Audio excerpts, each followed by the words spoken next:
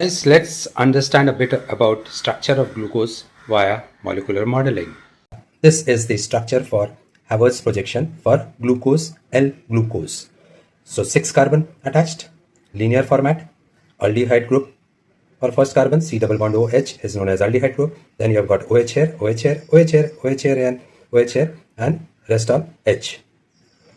Alright, okay. Now what you have got to keep in mind is 6 carbon, CH2OH, fourth and fifth carbon has got OH in same direction, right?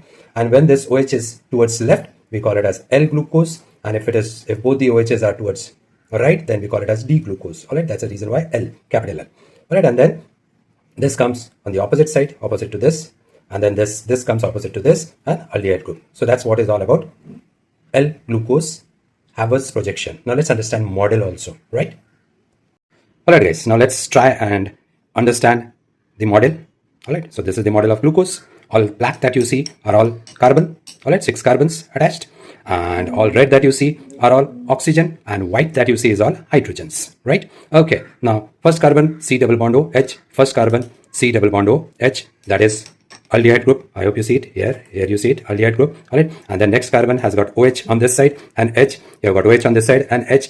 The next carbon has got OH opposite to this, so it is here. This is the OH and this is the H. When we come to fourth carbon and fifth carbon, I already mentioned OH in same direction, so they are in same direction. OH, OH in same direction, H, H over here. And when we come to sixth carbon, it has got CH2OH. It has got CH2OH. All right. So that's about the model as it appears for L-glucose, right? We see both the OH towards left, so L-glucose. And why glucose? Because it has got aldehyde group here, that is C double bond O H group. All right.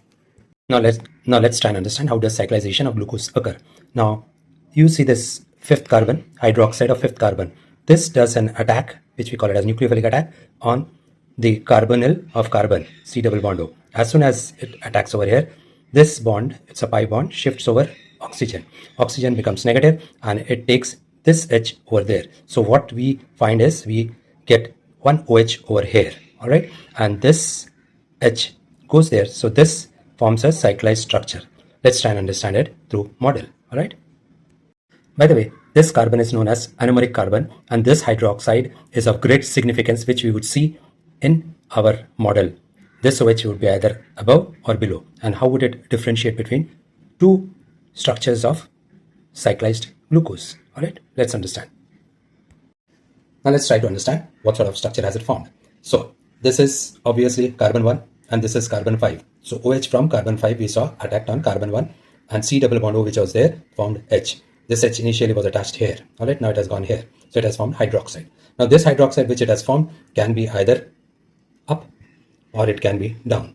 All right, so when it is up or rather very close to oxygen, it is called as beta glucopyranose. And when it is down away from oxygen, check out this bond over here, COC, and this OH is down here, right? Here also, check this out, COC, and this OH is down here. And hence it's known as alpha glucopyranose. All right, COC and OH is down, right? So that's why alpha glucopyranose. Whereas in this case, COC and OH up here. So here we see COC and OH up here. That's why it is beta glucopyranose. Alright, so this is the most important part, COC and OH up. So that's why it is COC, OH up. That's why it is beta. So we realize that glucose has two structures. One is open carbon chain structure, where it has capital L and capital D, two structures. And even in cyclic form, it has alpha and beta, two structures, right? And importantly, why do we need to have open chain structure as well as cyclic structure for glucose? Open chain structure couldn't explain all the properties of glucose, hence the requirement for cyclic structure. All right.